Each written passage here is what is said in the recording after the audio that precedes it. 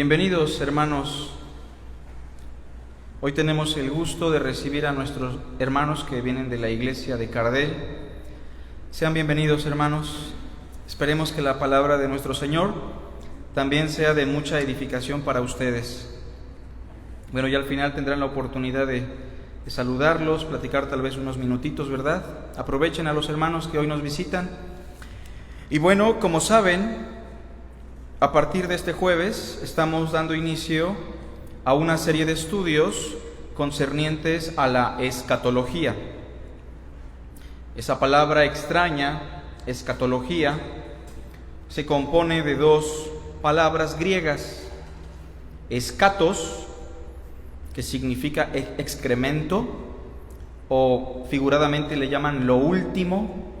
Excremento porque es el último resultado de un proceso digestivo, pero ya en términos teológicos, escatos no se usa para hablar tanto de ese proceso, sino más bien para hablar de lo último con respecto a los acontecimientos finales. Pero como escatos tiene una connotación un poco desagradable, algunos no le llaman escatología, sino teleología, la consumación de todas las cosas. Bueno, pero nosotros no tenemos problema con llamarle escatología la reflexión sobre las últimas cosas, el estudio sobre los últimos días. No tenemos ese problema porque entendemos cuál es la connotación. Y hoy meramente vamos a dar una introducción a lo que es propiamente los acontecimientos finales. Bueno, vamos a orar primero, hermanos, para que Dios nos pueda iluminar y todo lo que hoy hablemos realmente provenga de la palabra de Dios. Oremos. Padre, te damos las gracias por este tiempo de meditación, de reflexión. Pedimos que ilumines nuestra mente, nuestro corazón, y que sea tu palabra la que nos guíe. Te rogamos todo esto, Señor, en Cristo Jesús. Amén. Bueno, cuando se habla de la escatología o de la doctrina de los últimos tiempos, el cristianismo se ve fragmentado en diferentes posturas, en diferentes ideas, en diferentes pensamientos que llegan a aturdir muchísimo a los creyentes. Existe incluso la noción de muchos cristianos de que esta doctrina mejor ni la vamos a estudiar porque es muy complicada, o como hemos escuchado bastante, son doctrinas secundarias, ¿no? Bueno, nadie nos ha dado la autoridad para decir qué doctrinas son primarias y qué doctrinas son secundarias. Y si en un sentido pudiéramos observar cuáles son las doctrinas primarias, pues como ya sabemos en Hebreos, hay unas doctrinas que son los primeros rudimentos, entre las cuales se incluye también a la doctrina de los acontecimientos finales, que son propiamente dos doctrinas que menciona Hebreos: la resurrección de los muertos y el juicio eterno. Entonces, cuando hablamos de escatología, aunque el mundo cristiano diga que son doctrinas secundarias, aunque quieran sacrificar esta doctrina en aras del amor y de la comunión cristiana, debemos entender que no podemos sacrificar ninguna doctrina simplemente porque a nuestro parecer no afecta. Bueno, no afecta la salvación, dirán algunos, pero no porque la salvación tenga que ver conmigo es más importante que la otra doctrina, porque aquí los importantes no somos nosotros, obviamente. El único importante es Dios. Bueno, lo que sí hay que reconocer, hermanos, es que la doctrina de la escatología o los últimos días o los acontecimientos finales, como le quiera llamar, sí es una doctrina un poco complicada. Y entonces, al estudiar esta doctrina, tenemos que ir de lo más sencillo a lo más difícil. Tenemos que ir de lo más claro a lo más oscuro. Y entonces hoy vamos a introducirnos durante algunas semanas, a partir de hoy, en la enseñanza escatológica que nos dejó primeramente nuestro Señor Jesucristo. Así que les pido abran sus Biblias en Mateo capítulo 24. No sé si le pudiéramos bajar un poquito a la bocina, creo que está un poco alto, ¿verdad? ¿No? ¿Lo escuchan, no lo escuchan con mucho eco? ¿Se escucha bien? Ok, entonces estamos así bien. Gracias, mi amor. Perfecto. Mateo 24 y Mateo 25 son dos capítulos que de manera consecutiva nos hablan de lo relacionado a los últimos días. Bueno, si nuestro Señor Jesucristo nos dejó dos capítulos llenos de información con respecto a los acontecimientos finales, pregunto yo, ¿es importante o no? ¿Es medular o no? ¿Es relevante para nuestra fe o no? No podemos clasificar esto como algo secundario porque Cristo habló bastante sobre esta situación. Y entonces hay que recordar un principio. La máxima revelación de las Escrituras es nuestro Señor Jesucristo. Debemos entender que la doctrina de los apóstoles y la doctrina de los profetas tiene su punto de encuentro en la enseñanza de nuestro Señor Jesucristo. Entonces, antes de ir al Apocalipsis, antes de sacar una escatología de Daniel, antes de examinar a Ezequiel o a cualquier otro profeta, tenemos que estar seguros de lo que enseñó ya nuestro Señor Jesucristo. Y entonces Mateo capítulo 24 es como el eje que guía toda nuestra escatología. Antes de dar lectura al capítulo 24, no lo pierdan, me gustaría recordarles algunas expresiones que confirman que Cristo es la máxima revelación de la verdad.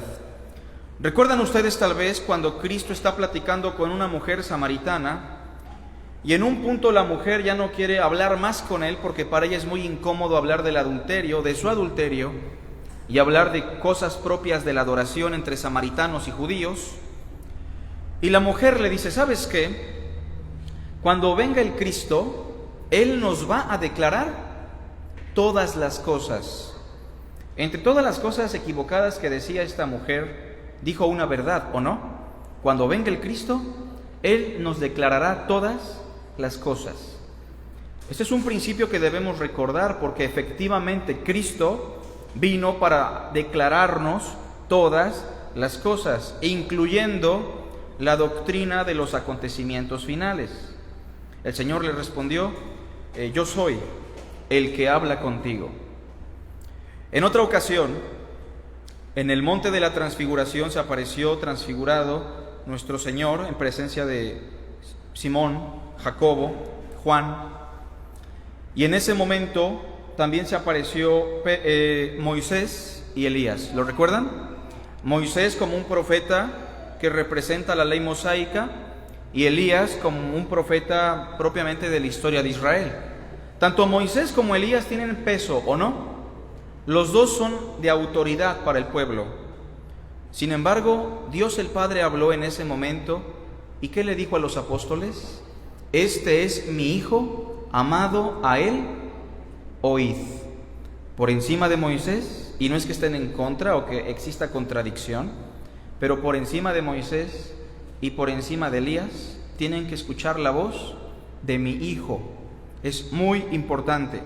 Antes de que usted decida escuchar una postura escatológica, indagar en algún libro teológico sobre este asunto, tiene que escuchar la voz del Hijo de Dios.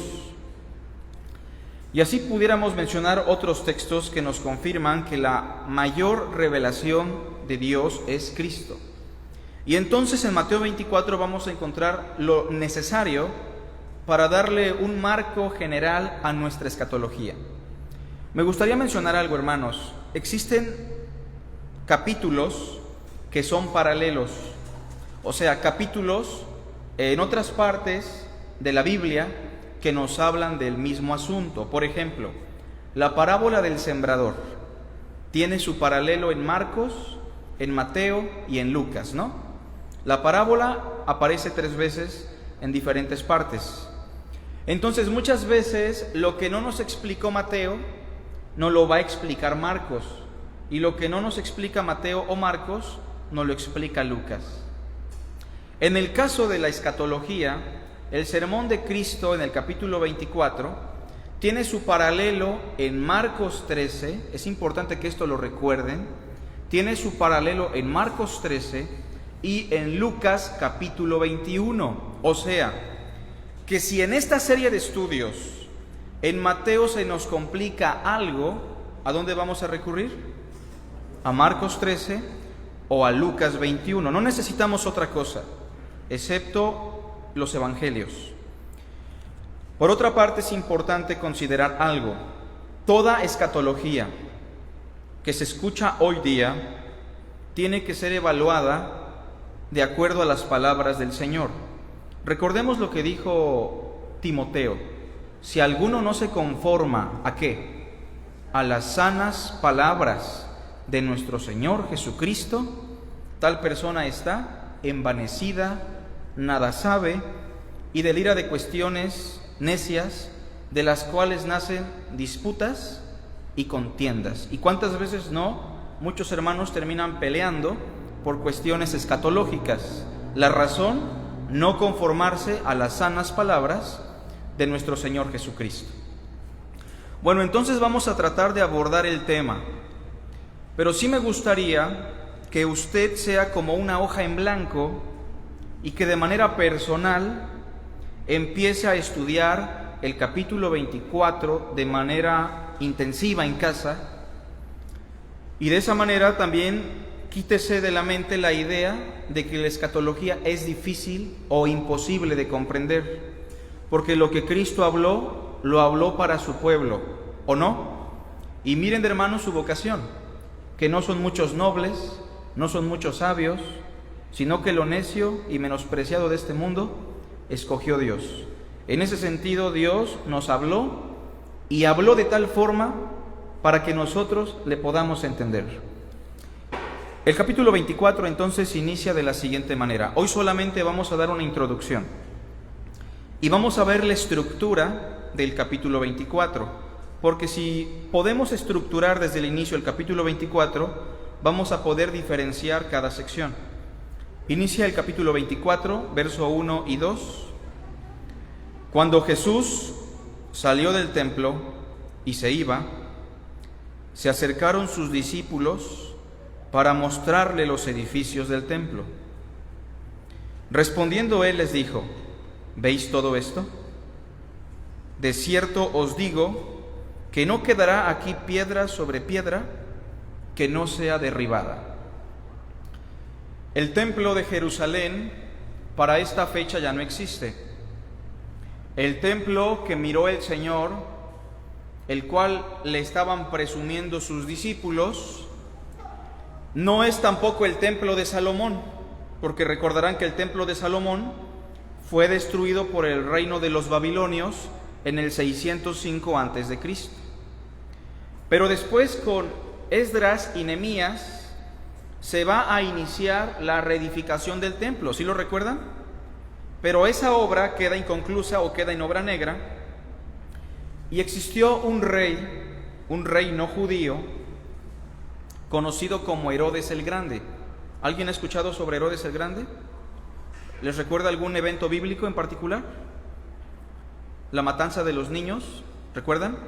Bueno, Herodes el Grande era un hombre muy inteligente, muy sabio, un político muy habido en su materia. Y cuando él llegó a ser rey de todo el pueblo judío, para ganarse el cariño de los judíos y para congraciarse con ellos, lo que hizo fue engrandecer el templo que quedó en obra negra, ornamentarlo y terminarlo de tal forma que los judíos lo pudiesen venerar o al menos aceptar como rey. Esto es muy importante porque muchos de los judíos de la época llegaron incluso a respetar a Herodes. Él era un prosélito judío en apariencia, con mucha astucia, pero ese templo era considerado como una de las maravillas más importantes del Imperio Romano. Nunca fue la intención de los romanos destruirlo, pero ese es el templo hermoso y maravilloso que los judíos le están presumiendo a Jesús. Entonces es así como nace el discurso escatológico de nuestro Señor. Pero Cristo les dice algo muy importante. Miren, el templo es muy bonito, yo sé que es impresionante, pero les voy a decir algo, que de este templo no quedará aquí piedra sobre piedra que no sea derribada. En otras palabras, Cristo les está diciendo, el templo va a ser destruido. Efectivamente, eso pasó unos años después, estrictamente en el año 70 después de Cristo, cuando las tropas romanas sitiaron a Jerusalén y para doblegar los ánimos de los judíos que estaban rebelándose, quemaron el templo. Pero yo les pregunto, ¿un incendio puede derrumbar un edificio de esa magnitud? Es muy difícil, ¿no?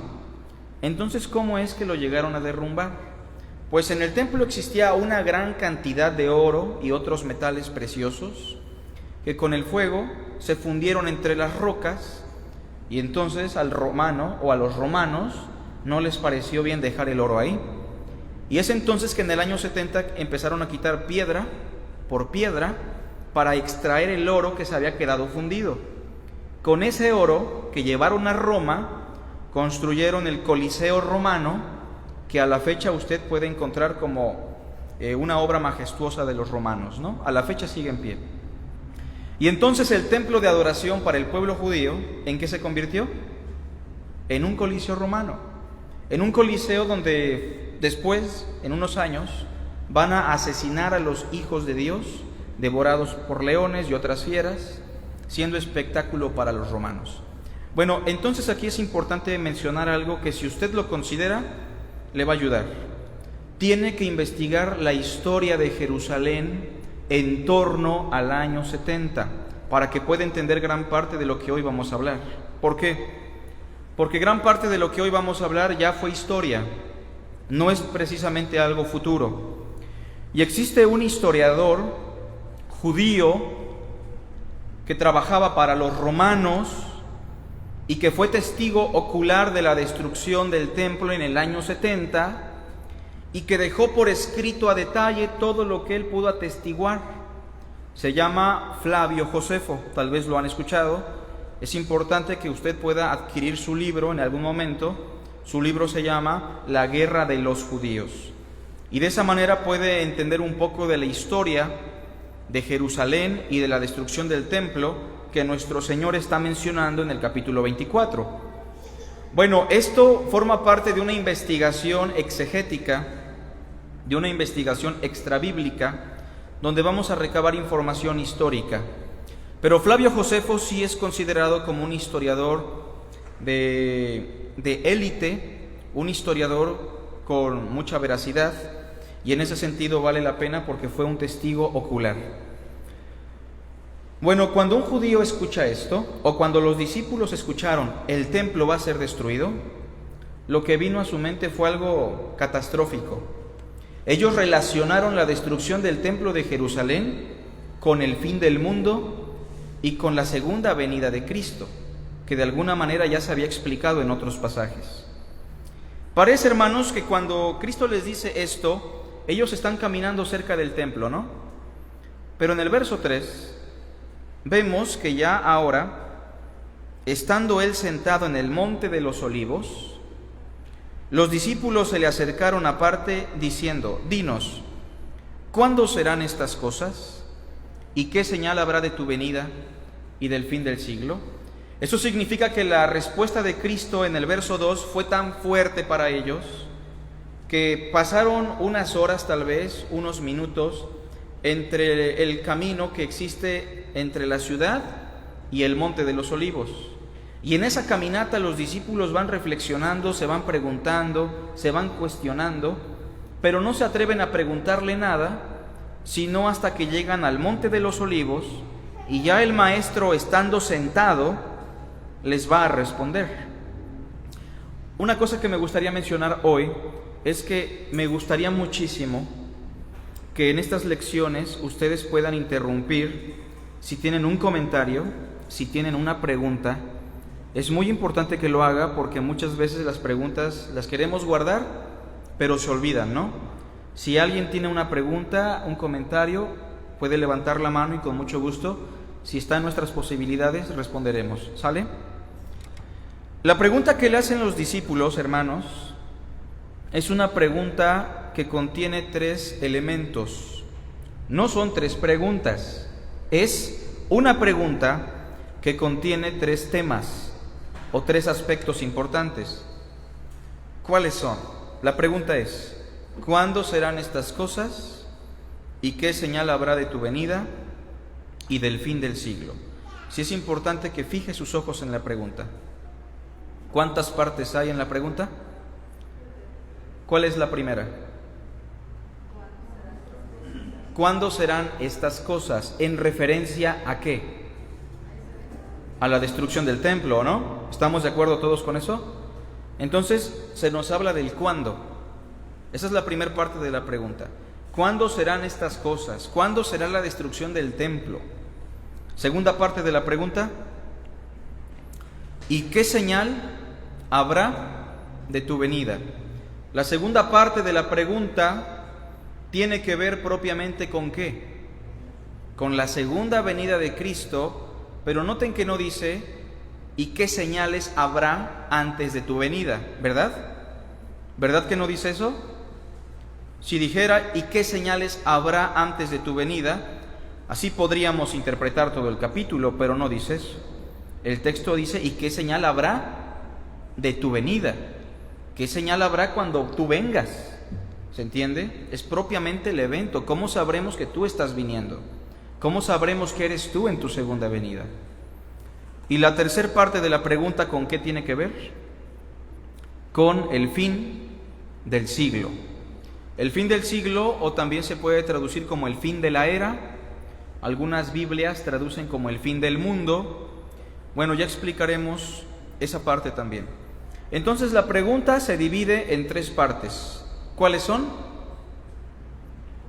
¿Cuándo serán estas cosas? En referencia a la destrucción del templo. La segunda parte: ¿y qué señal habrá de tu venida? Y la tercera parte: lo relacionado al fin del siglo.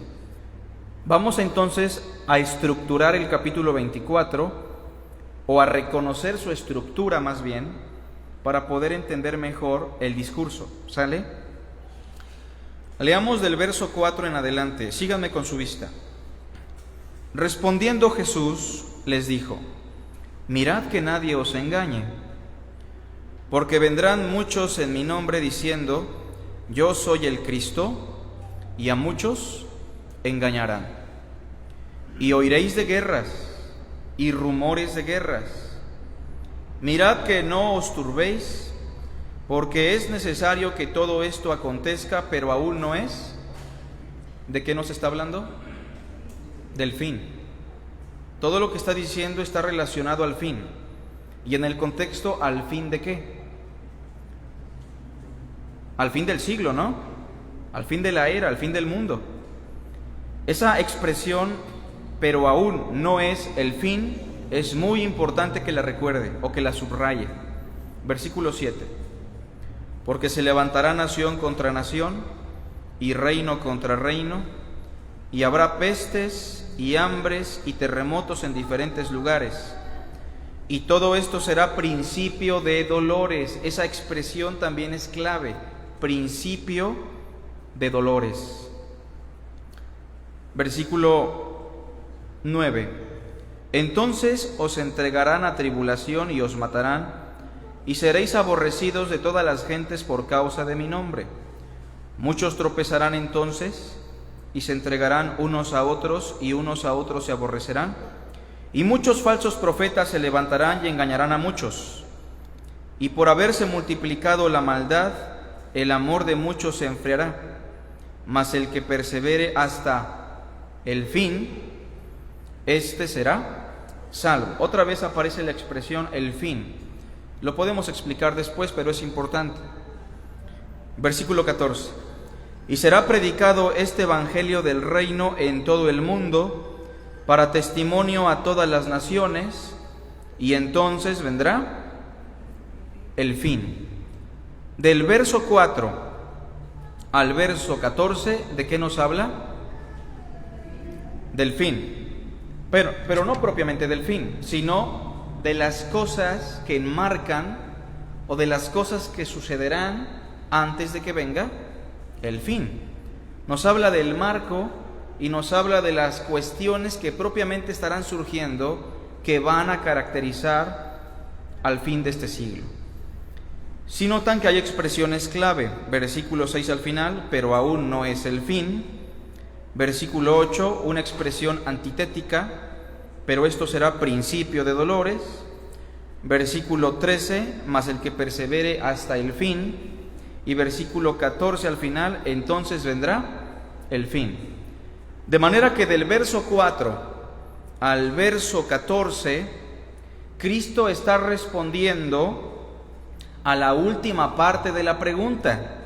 ¿Cuál fue la última parte de la pregunta, hermanos? Lo concerniente al fin del siglo. ¿Se dan cuenta? Y es importante que recordemos la estructura. ¿De dónde a dónde se explica lo relacionado al fin? Del verso 4 al verso 14. Bien, sigamos leyendo. Por tanto, ¿qué dice? ¿Cuándo? No dice cómo, ¿verdad? Propiamente, sino ¿cuándo? ¿Eso responde a la pregunta también? ¿Sí o no? Porque la pregunta ¿cómo inició? ¿Cuándo serán estas cosas? O sea que del verso 15 en adelante se va a empezar a tratar el cuándo de estas cosas. ¿Cuándo en referencia a qué? ¿Se acuerdan? A la destrucción del templo.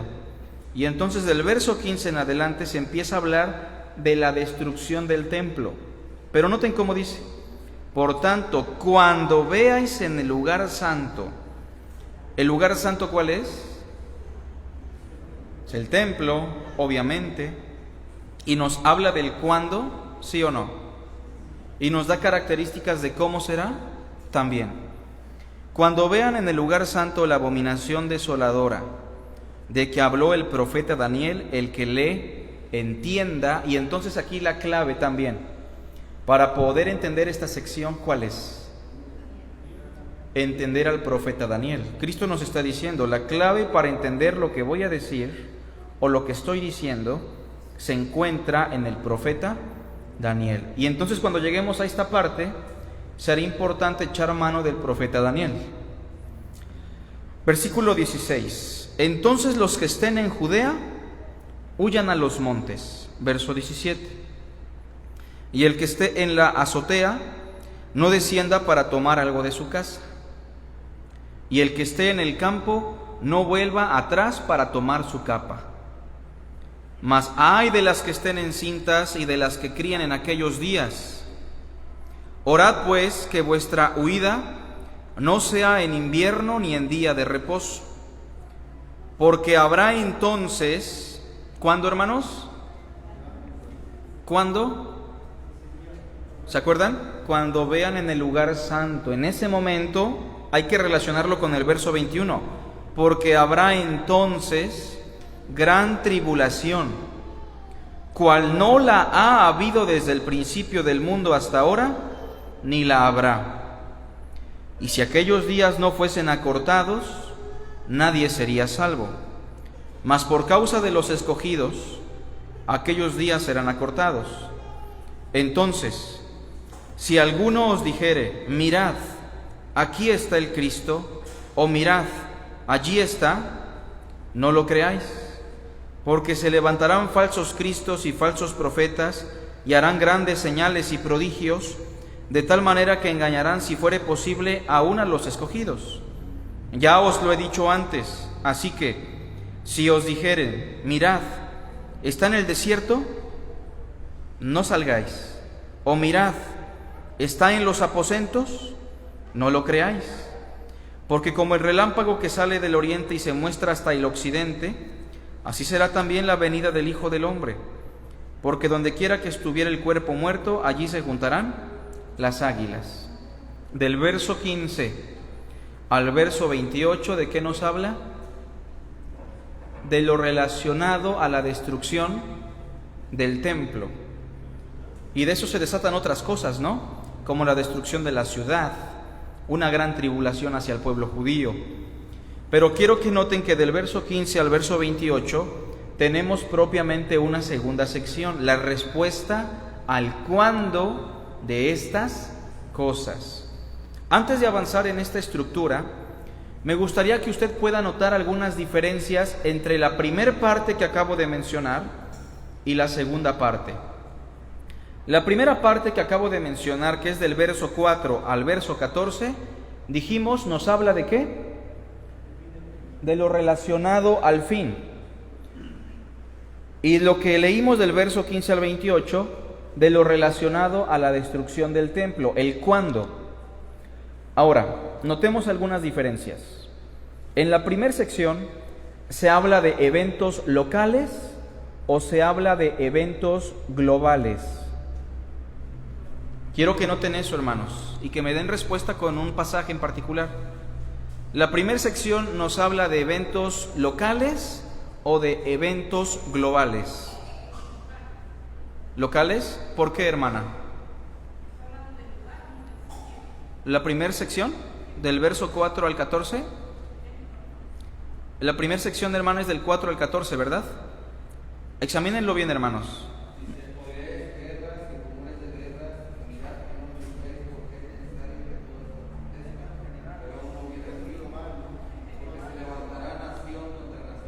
Vean expresiones en la primera sección. Vean el versículo 7. Nación contra nación, ¿verdad?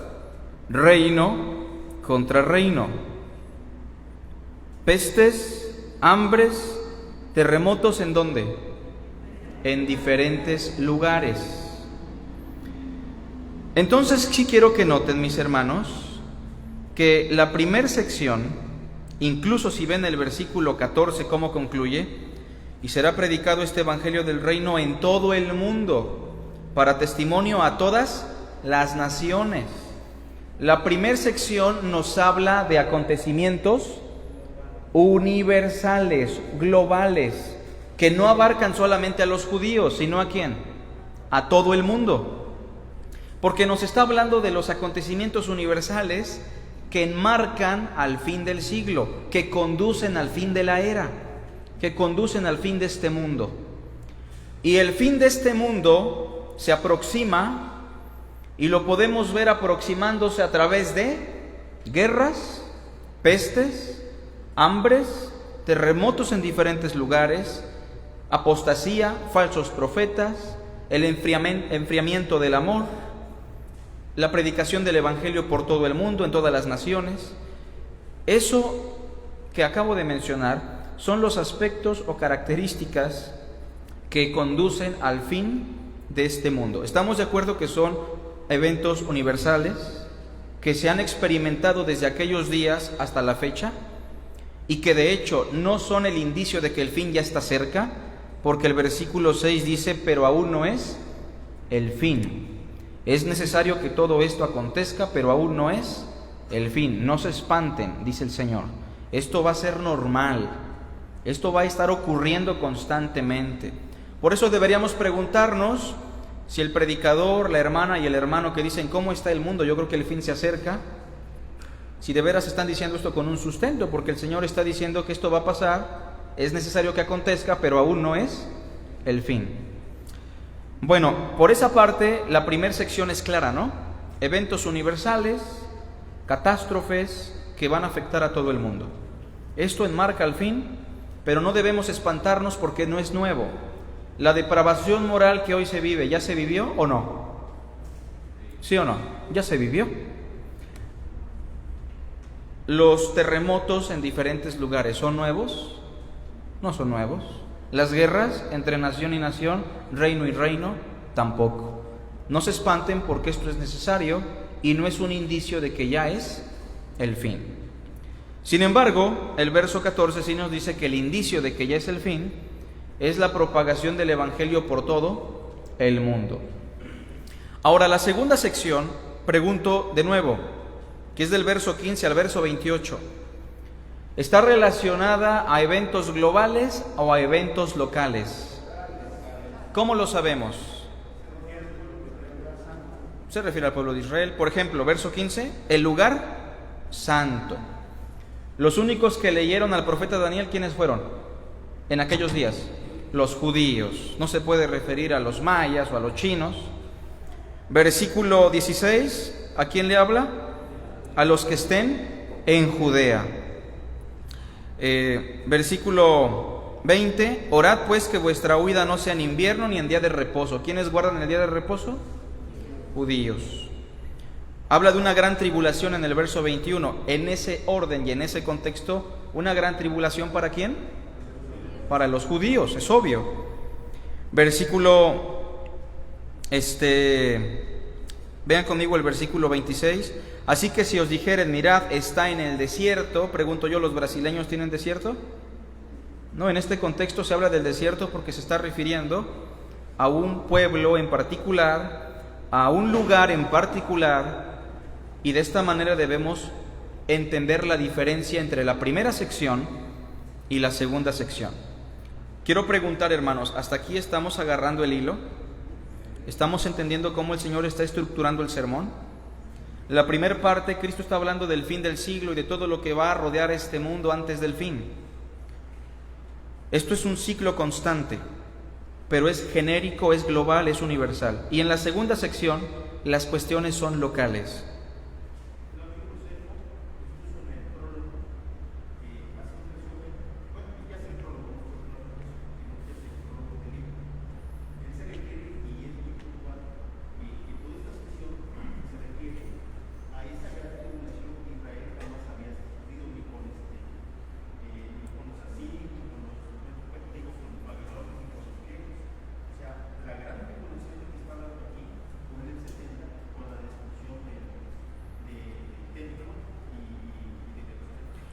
Sí, en cierta medida es verdad.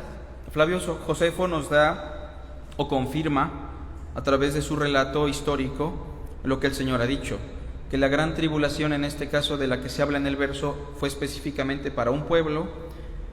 Pero recuerden algo, hermanos, ¿qué otros pasajes nos van a dar luz para entender mejor estos asuntos? Marcos 13 y Lucas 21. Primero vamos a eso, ¿no?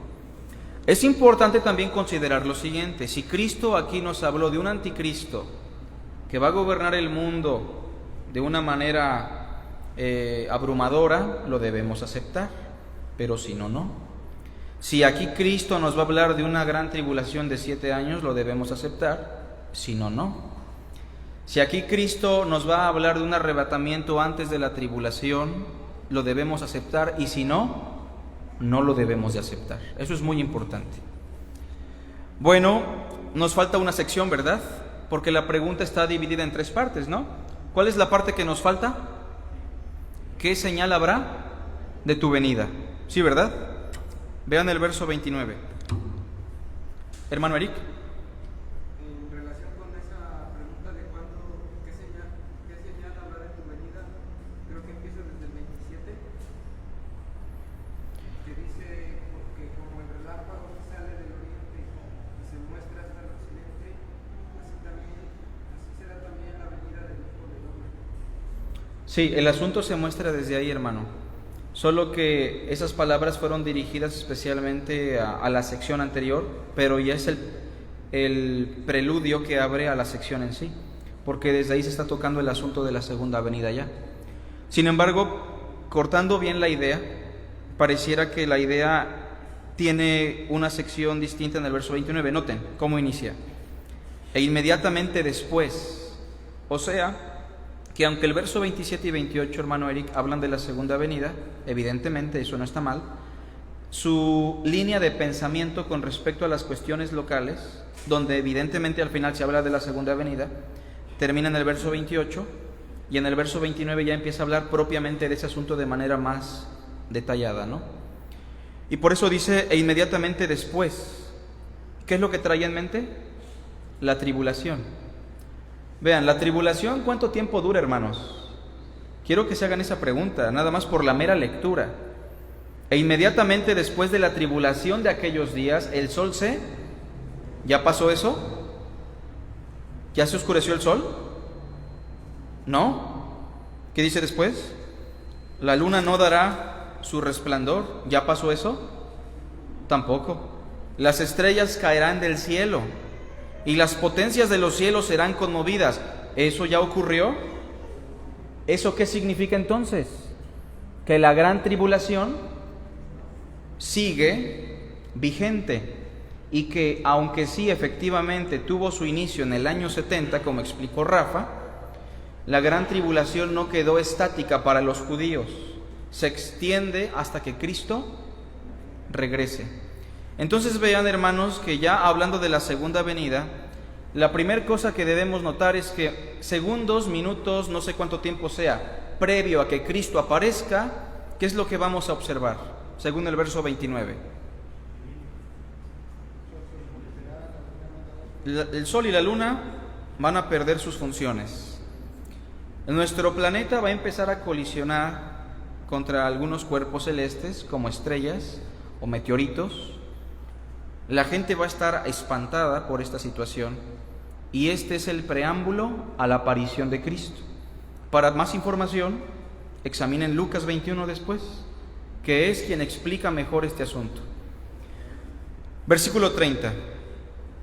Entonces aparecerá ¿qué?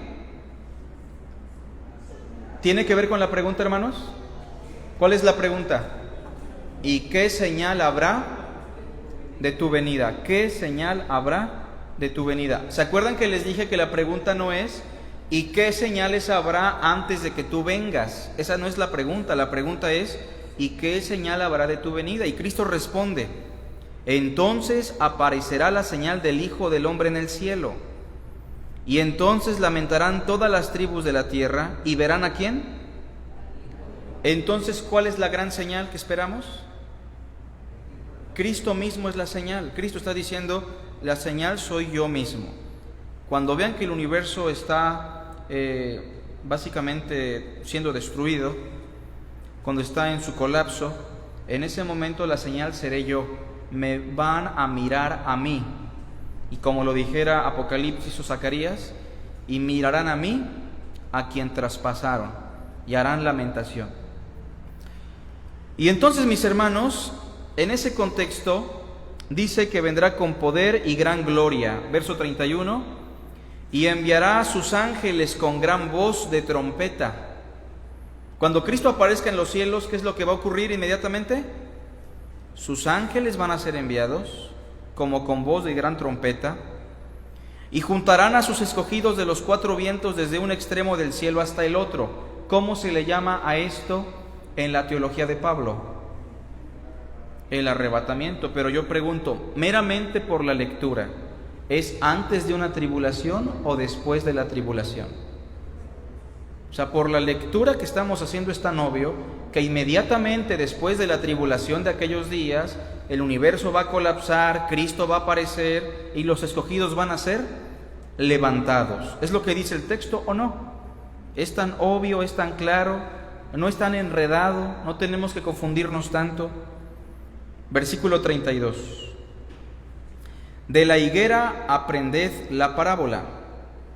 Cuando ya su rama está tierna y brotan las hojas, sabéis que el verano está cerca. Así también vosotros, cuando veáis estas cosas, conoced que está cerca a las puertas. De cierto os digo que no pasará esta generación hasta que todo esto acontezca. Este versículo en particular es importante que lo examinemos, porque en la interpretación de este capítulo hay dos posturas extremistas que debemos evitar. Una se conoce como preterismo, y el preterismo enseña que todo lo que dice el capítulo 24 ya se cumplió, y se basan precisamente en el versículo 34, que esta generación a la que Cristo le habló no pasará sin que todo eso acontezca. Y hay otra postura extremista que se conoce como el dispensacionalismo futurista, que incluso se llegan a atrever, nada de esto se ha cumplido, va a ocurrir en un futuro, y la segunda venida se divide en dos partes, entre otras cosas. Bueno, tenemos que examinar aquí también la gramática griega, eso lo vamos a hacer semanas más adelante y lo vamos a explicar. Pero simplemente quiero que noten que cuando dice, de cierto os digo, que no pasará esta generación hasta que todo esto acontezca, lo dice en referencia a los judíos de esa generación. ¿Y cuál es la sección concerniente a ellos, hermanos? La sección 2, ¿se acuerdan? Bueno, lo referente a la sección 2, la destrucción del templo, la gran tribulación y todo eso, iba a ocurrir en esa generación. Pero se hace una diferencia en el versículo 36. Pero el día y la hora, o sea, las cosas que iban a experimentar esos judíos, ¿incluían el día del Señor, sí o no? ¿Verdad que no? Porque el día del Señor lo excluye en el verso 36, ¿o no? Pero el día y la hora, nadie lo sabe. O sea, todo lo que dije va a ocurrir en su generación, excepto el día del Señor, porque eso nadie lo sabe, dice el versículo 36. Ni aun los ángeles de los cielos, sino solo mi Padre. Es importante señalar esto, porque el verso 36 está excluyendo al día de Cristo de todos los otros acontecimientos. Y entonces hasta aquí me gustaría ver si ya se aprendieron las secciones. Tenemos 3 secciones, les vamos a llamar sección A, B y C. La sección A, ¿de qué nos habla? No, ¿verdad? La sección A nos habla de lo relacionado al fin del siglo. Ok. La sección B, ¿de qué nos habla? Lo concerniente al pueblo, el cuándo serán estas cosas, el templo, la gran tribulación, los judíos. ¿Y la sección C?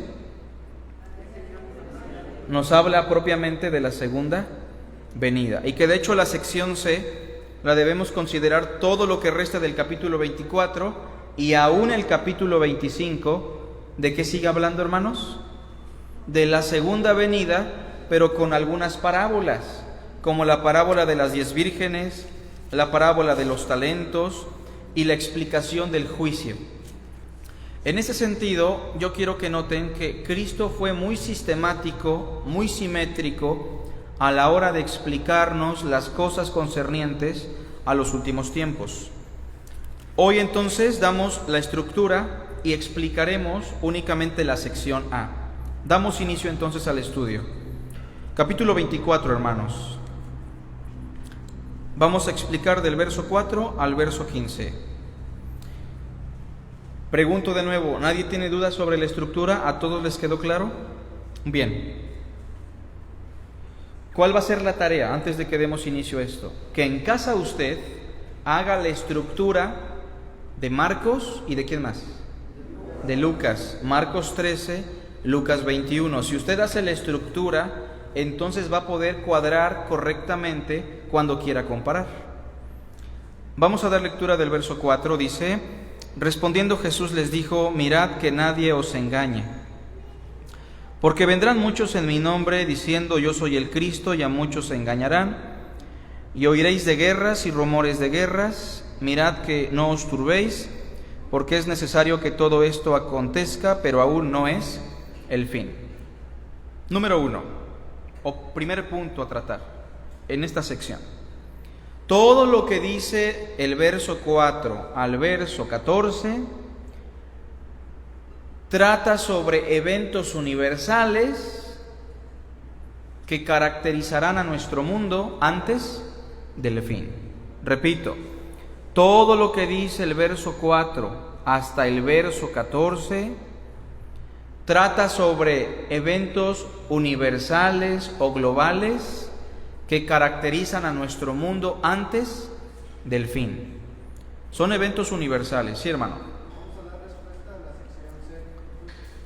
La sección A es la que tenemos al inicio, el fin del siglo, aunque en la pregunta es la final, ¿no? Pero es la sección A en el orden del discurso, ¿sale? Aunque en la pregunta se aparece al final. Entonces, lo primero, hermanos, eventos universales. Terremotos, COVID-19, ¿lo podemos incluir ahí o no?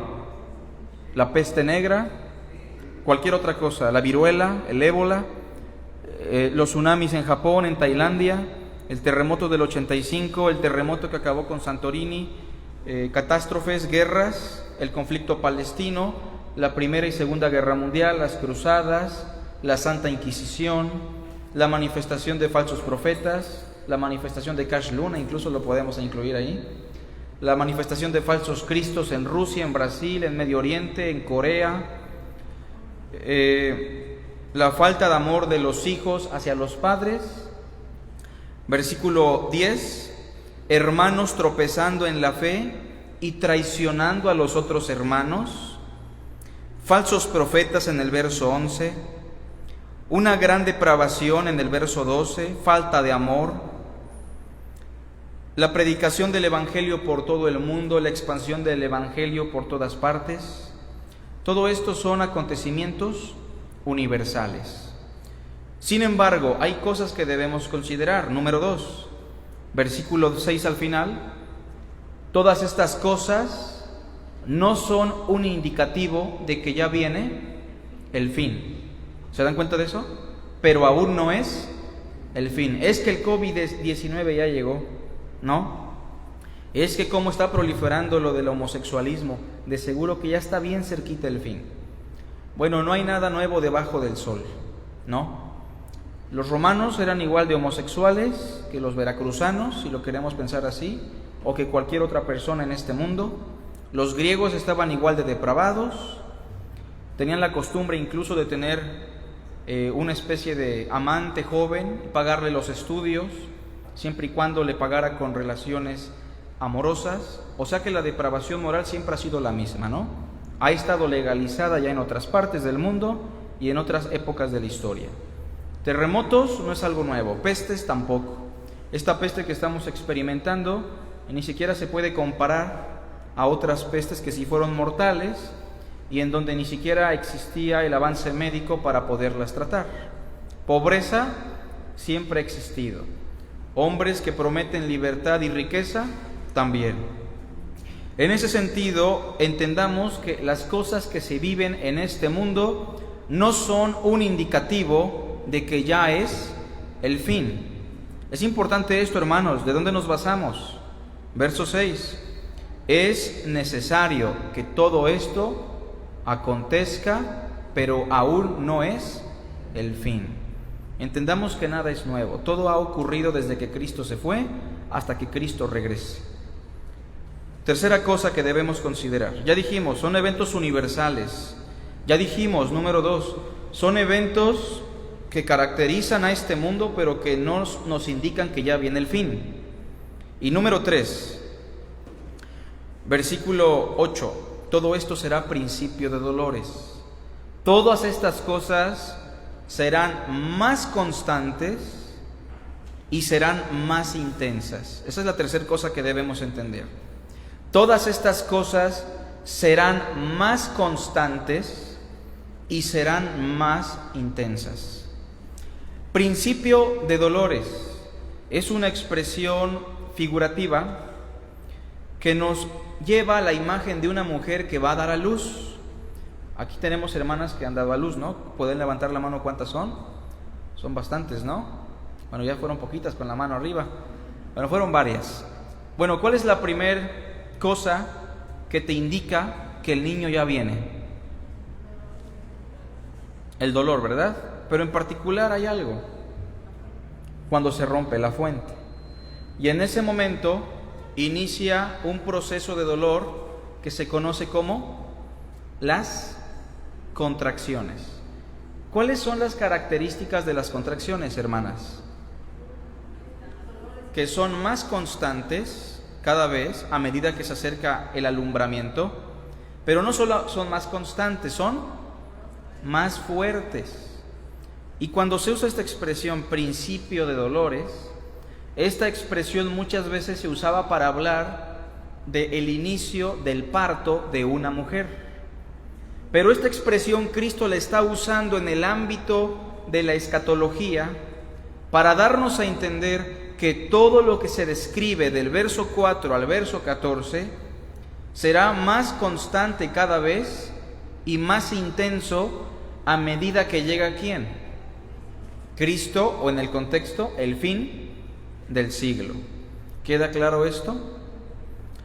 Otra cosa que debemos considerar, hermanos, vean el versículo 14, que el único indicativo de que el fin ha llegado, ¿cuál es? Que el Evangelio sea predicado a todo el mundo, para que crean o para testimonio. Vean el verso. Para testimonio, o sea, el texto no está diciendo en el momento que todos crean, viene el fin.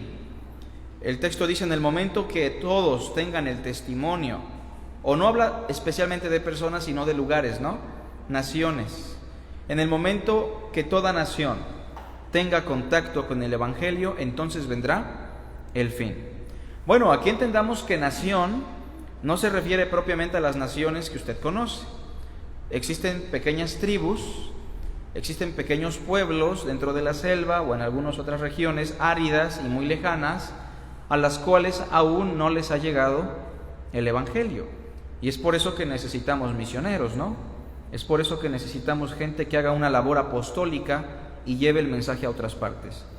Pero la pregunta es, ¿podremos saber en qué momento cada rincón del mundo ha sido ya lleno del Evangelio? ¿Podremos saberlo? ¿En qué momento será eso? Realmente es difícil, ¿no? Y por eso, aunque es el indicativo, es complicado decir eso ya pasó o está por pasar, porque aún no se han alcanzado a todas las tribus del mundo y todos los seres humanos aún necesitan escuchar el Evangelio de Cristo. Ahora, mis hermanos, para entender un poquito mejor este pasaje que estamos estudiando, vamos a examinar Marcos y Lucas. Vamos a Marcos 13, por favor, y vamos a examinar su paralelo.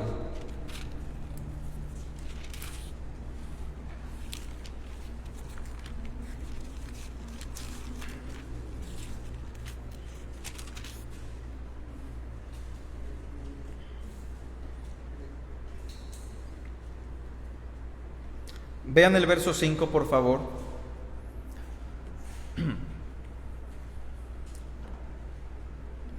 13:5 de Marcos. Vamos a ver si encontramos por ahí algo que no nos diga Mateo.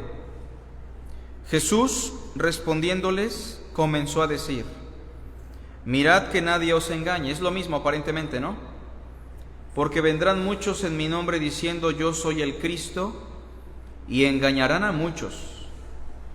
Mas cuando oigáis de guerras y de rumores de guerras, no os turbéis, porque es necesario que suceda así, pero aún no es el fin. ¿Es lo mismo? Es lo mismo. Estamos en la sección A, lo concerniente al fin. Verso 8. Porque se levantará nación contra nación y reino contra reino, y habrá terremotos en muchos lugares, y habrá hambres y alborotos, principios de dolores son estos. Es lo mismo, ¿no? Pero mirad por vosotros mismos, porque os entregarán a los concilios y en las sinagogas os azotarán, y delante de gobernadores y de reyes os llevarán por causa de mí, para testimonio a ellos. Y es necesario que el Evangelio sea predicado antes a todas las naciones. Parece que es lo mismo, ¿no? Pero cuando os trajeren para entregaros, no os preocupéis por lo que habéis de decir, ni lo penséis, sino lo que os fuere dado en aquella hora, eso hablad, porque no sois vosotros los que habláis, sino el Espíritu Santo. Y el hermano entregará la muerte al hermano, y el padre al hijo, y se levantarán los hijos contra los padres y los matarán. Esto es un poco nuevo, ¿no? Pero entra dentro de lo mismo, obviamente. Y seréis aborrecidos de todos por causa de mi nombre, mas el que persevere hasta el fin, éste será salvo. Parece que es lo mismo, pero hay partes que las dice antes que lo menciona Mateo, ¿no? Como lo menciona Mateo. Y bueno, si vamos a Lucas 21,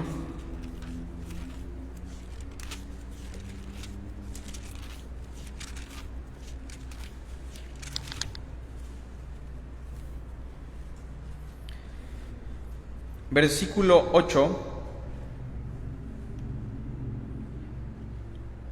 Él entonces dijo: mirad que no seáis engañados. 21:8. Porque vendrán muchos en mi nombre diciendo: yo soy el Cristo, y el tiempo está cerca. Mas no vayáis en pos de ellos. Y cuando oigáis de guerras y de sediciones, no os alarméis, porque es necesario que estas cosas acontezcan primero, pero el fin no será inmediatamente. O sea, ya es un poco más claro ahí, ¿no? 10. Entonces les dijo: se levantará nación contra nación y reino contra reino, y habrá grandes terremotos y en diferentes lugares hambres y pestilencias, y habrá terror y grandes señales del cielo. Vean, y grandes señales del cielo. Pregunto yo, ¿cuáles son esas grandes señales del cielo, hermanos?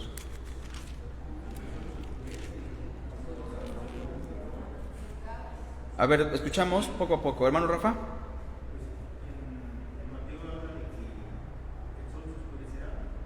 Ok, está bien lo que dice Rafa. Vean bien el verso 11, hermano. ¿Dice señales en el cielo o señales del cielo? O sea, podríamos decir aquí que se refiere a señales que vienen de parte de Dios, de parte del cielo. Aquí es importante no ir todavía a la sección de el sol, la luna y las estrellas, ¿no? Aunque parece que está relacionado, pero no. Aquí señales del cielo en el contexto inmediato, ¿qué son? Terremotos, ¿qué más? Pestilencias, ¿qué más? Hambres, entre otras cosas, hermanos. Dios hablándole a la humanidad. Dios dando señales de su parte desde el cielo a los hombres. ¿Cómo vamos a interpretar Apocalipsis después? Cuando se dice que hay 7 trompetas y cada toque de trompeta es una cuestión que afecta a nuestro mundo, como un terremoto, las aguas saladas llenas de sangre, entre otras cosas. Pues lo tenemos que interpretar a la luz de lo que Cristo está enseñando. Es un llamado al arrepentimiento, y así termina el pasaje, ¿no? Y aún así no se arrepintieron. Son señales del cielo. Sigue diciendo el versículo 12: pero antes de todas estas cosas os echarán mano y os perseguirán y os entregarán a las sinagogas y a las cárceles, y seréis llevados ante reyes y ante gobernadores por causa de mi nombre, y esto os será ocasión para dar testimonio. Proponed en vuestros corazones no pensar antes cómo habéis de responder en vuestra defensa, porque yo os daré palabra y sabiduría, a la cual no podrán resistir ni contradecir todos los que se opongan. Mas seréis entregados aún por vuestros padres y hermanos y parientes y amigos, y matarán a algunos de vosotros, y seréis aborrecidos de todos por causa de mi nombre, pero ni un cabello de vuestra cabeza perecerá. Esa expresión es interesante, ¿no? Porque no aparece en los otros pasajes. A ver, hermanos, ¿cómo está eso de que van a matar a algunos de nosotros, pero ni un cabello de nuestra cabeza va a perecer? ¿No parece una contradicción? Cristo dice: los van a matar, pero no va a perecer ninguno de sus cabellos. ¿Cómo lo podemos entender, mis hermanos? Porque la vida está en Cristo. Ese es el punto, que cuando Cristo nos resucita, va a resucitarnos con todos nuestros cabellos. Será nuestro mismo cuerpo. Tenemos una esperanza, que es la resurrección. Nuestro Señor va a preservar no solamente nuestro espíritu, sino también nuestro cuerpo. Y noten el versículo 19: con vuestra paciencia ganaréis vuestras almas. En los términos de Mateo es: mas el que persevere hasta el fin. Verso 20 ya no es la sección, porque verso 20, ¿qué dice? Cuando viereis. Un dato interesante, ¿no? Que la sección de Mateo dice el templo, pero aquí se refiere a Jerusalén. Es otro panorama el que nos da Lucas. Bien, mis hermanos, hoy hemos hablado de lo concerniente a los acontecimientos finales. Hemos llegado a reconocer la estructura que se nos da en Mateo 24 y hemos abarcado un poquito, al menos hemos charlado. Me gustaría por último, hermanos, dar lectura a Mateo capítulo 13, la parábola del trigo y la cizaña, para que quede un poco más claro lo que significa el fin del siglo. ¿Por qué? Porque el sistema preterista, que enseña que todo ya ocurrió, que todo ya se cumplió, que Cristo incluso ya vino en el año 70 y que el fin del siglo ya se dio, propone que el fin del siglo no era el fin de este mundo, sino el fin de la jurisdicción judía. Eso no es muy propio según la parábola del capítulo 13. Vean por favor Mateo 13, versículo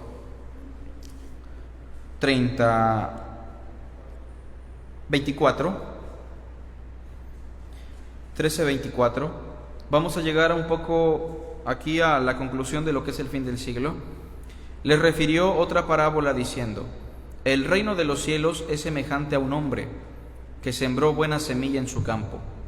Pero mientras dormían los hombres, vino su enemigo y sembró cizaña entre el trigo y se fue.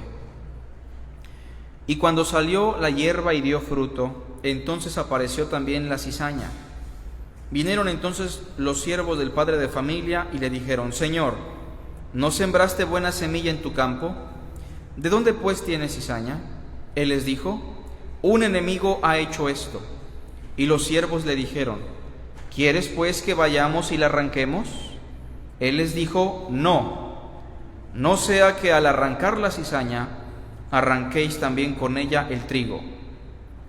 Dejad crecer juntamente lo uno y lo otro hasta la siega, y al tiempo de la siega yo diré a los segadores: recoged primero la cizaña y atadla en manojos para quemarla, pero recoged el trigo en mi granero. La explicación de esta parábola está en el verso 36, hermanos. Entonces, despedida la gente, entró Jesús en la casa y acercándose a él sus discípulos le dijeron: explícanos la parábola de la cizaña del campo. Respondiendo él les dijo: el que siembra la buena semilla es el Hijo del Hombre. ¿El campo qué es? El mundo. La buena semilla son los hijos del reino, y la cizaña son los hijos del malo. El enemigo que la sembró es el diablo, y la siega, aquí la siega no es la señora que no ve, sino más bien la cosecha, y la siega es el fin del siglo, y los segadores son los ángeles. De manera que como se arranca la cizaña y se quema en el fuego, así será en el fin de este siglo. Enviará el Hijo del Hombre a sus ángeles, y recogerán de su reino a todos los que sirven de tropiezo y a los que hacen iniquidad, y los echarán en el horno de fuego. Allí será el lloro y el crujir de dientes. Entonces los justos resplandecerán como el sol en el reino de su Padre. El que tiene oídos para oír, oiga. Pregunto yo, ¿esta parábola nos da un panorama general de lo que serán los acontecimientos finales? ¿Sí o no? Cristo ya vino y sembró su semilla. ¿Quiénes son? Nosotros. El maligno en este mundo también sembró su semilla. ¿Quiénes son? Los inconversos. Ambos nos desarrollamos en este mundo y convivimos juntos. Y muchos inconversos incluso pueden ser mejores moralmente que algunos cristianos, para vergüenza nuestra. Y muchas veces se pueden confundir con nosotros. Pero dice el Señor que en el fin del siglo Él va a separar. ¿Se acuerdan de ese texto que leímos en Mateo, que enviará a sus ángeles y nos juntará? Lo mismo lo dice aquí: enviará a sus ángeles y ellos van a separar a los unos de los otros. Unos serán arrojados al fuego eterno y otros serán llevados al reino celestial. Entonces vean cómo el fin del siglo aquí se explica de manera paralela a la segunda venida de Cristo. Mis hermanos, hasta aquí. ¿Alguien tiene algún comentario, alguna pregunta? Sí, hermano Eric. Tengo dos preguntas. ¿La primera? La primera es que en Marcos se dice que la respuesta que nos daría cuando estuviéramos en peligro o ante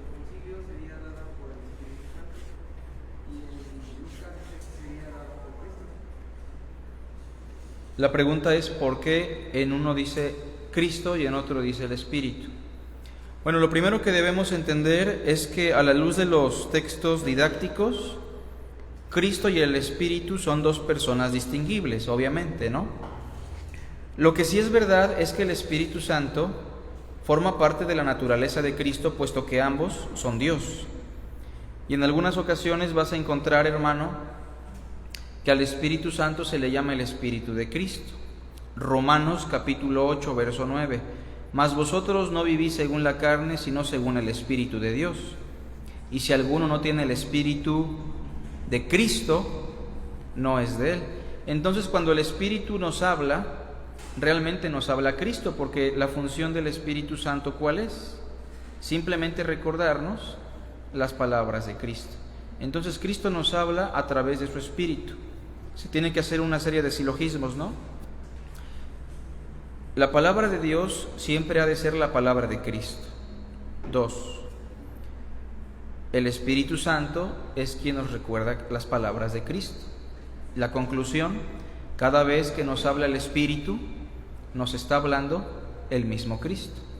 Entonces, ya pensando en eso, pues nos habla Cristo a través de su Espíritu, hermano. Esa es la idea, ¿no? Ya sintetizando los dos pasajes. Hay otra pregunta, ¿verdad?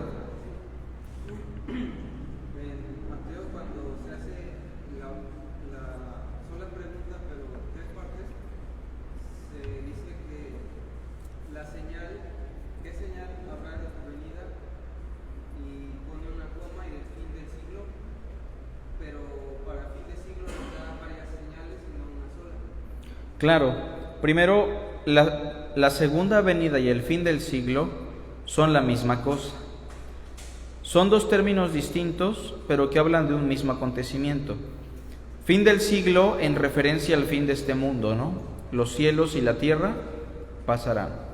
Pero eso no ocurre de manera aislada, ocurre el mismo día que Cristo viene. Por eso dice, y de tu venida y del fin del siglo. Ahora bien, parece que a Cristo le plació, hermano, detallar las cosas que rodean a nuestro mundo antes de su fin, en una sección, y en otra sección explicar las cosas que van a rodear la segunda venida de Cristo. Lo separa, no porque sean eventos diferentes, sino para tratar uno en particular, cada uno en particular, ¿no? Pero son dos eventos paralelos en este caso, no están aislados, hermano. Pero por eso en la pregunta están unidos por una y del fin del siglo, ¿no? Esa sería la respuesta, hermano, en este caso. No sé si me di a entender, hermano, ¿te pude ayudar?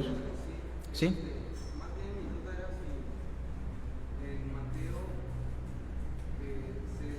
para hablar del fin del siglo, se dicen varias cosas. Ajá.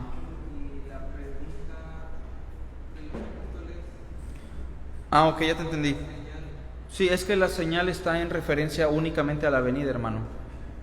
Aunque el fin del siglo forma parte de ese evento, por la respuesta de Cristo debemos entender que la señal que se da en singular sí es muy en referencia a su aparición, sí es muy en referencia a su segunda venida, a la parusía, como se le llama, a la manifestación visible de Cristo.